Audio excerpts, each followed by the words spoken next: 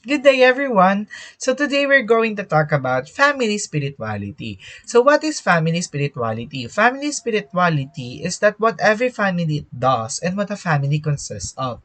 Additionally, ang one crucial element for family spirituality is love. And kasi it foster niya yung energy and enthusiasm in family life. Ina-emphasize din ito yung sustains the family in times of challenges and also highlights the role in strengthening family unity and shared experiences. So, family spirituality offers numerous benefits sa atin or sa isang pamilya. So, the importance of family spirituality is that it nurtures us, it fosters us or cultivates us ng different values, and at the same time, it provides us different resources that may help the family. For example, we have coping with distress na kung saan spirituality provides strength in times of crisis and hardship, and at the same time ng coping resources para masolusyonan ang isang challenges in life.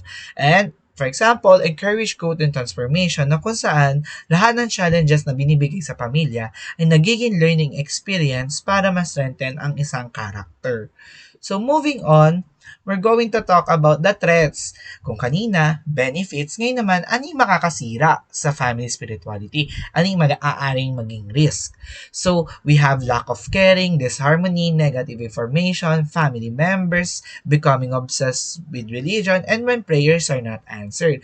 Paano siya nagiging threats? Kasi, maaari siyang mawikin yung bonds, ma-disrupt yung family spirituality foundation nila, and ma-reduce yung spirituality nila, and at the same time, can create a division instead of communication and relationship, and may cause doubt and weaken faith.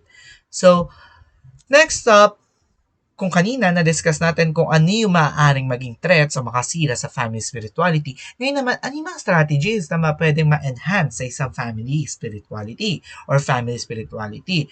Una, create sacred spaces na kung saan is a designated area for prayer and reflection at home. Practice gratitude na kung saan kinocultivate natin yung thankfulness to reinforce positive perspectives. And explore nature together, strength faith to appreciation of nature, share spiritual stories na kung saan pinag-pass natin yung values and lessons through storytelling. And serve others together na kung saan nag-engage tayo in voluntary work to practice empathy and kindness. So, moving on, family spirituality have an effect or shaping in values of one members or family. For example, nurturing faith, na kung saan ang parents plays a crucial role in instilling faith and moral values sa family members or especially sa children.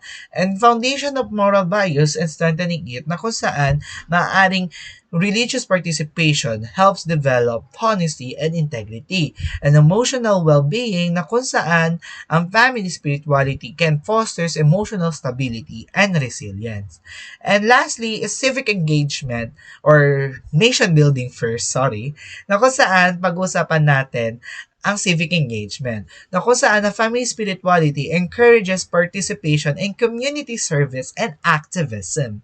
Additionally, shared values na instill din yan ng family spirituality na kung saan ini-strengthen yung cultural identity and nation responsibility ng isang pamilya.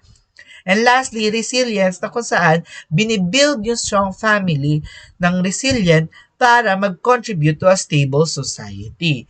So, after all of that, we're going to delve into the current Filipino research on family spirituality. First one, nakikita natin, short summary or the bottom line of this research, ay family spirituality has a crucial role in coping mechanism na kung saan nagko-contribute siya sa well-being ng family. Next up, ay ang nakikita natin na ang mothers and fathers who has always taken part in religious tasks or community engagement may nurture optimism and led to harsher practices na kung saan magko-contribute din yung spirituality sa emotional connections with their children. And last research is that we talk about na reveal dito sa study na to na ang family spirituality ay may high level of influence when it comes to vocations ng mga pare.